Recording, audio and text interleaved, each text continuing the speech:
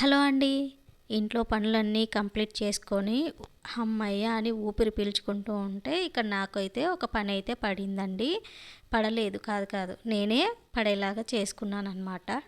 మా ఆయన చక్కగా వెళ్ళి పాలైతే తీసుకొనొచ్చి డోర్ దగ్గర పెట్టి పాపకి జేసీబీ వచ్చిందని చూపిస్తూ ఉన్నాడు. నేను పనులన్నీ అయిపోయి జస్ట్ అలా డోర్ ఓపెన్ చేసి కింద చూడకుండా కాలైతే బయటికి పెట్టేశానండి. పాలన్నీ నేలపాలైపోయాయి. ఇప్పుడైతే దాంతోపాటు అవి క్లీన్ చేస్తూ ఉంటే ఇంకా చెట్లకు కూడా వాటర్ అనేది అయితే పడదాం కదా అనేసి వాటికి కూడా వాటర్ పట్టేసి మళ్ళీ పాలకైతే వెళ్ళామండి.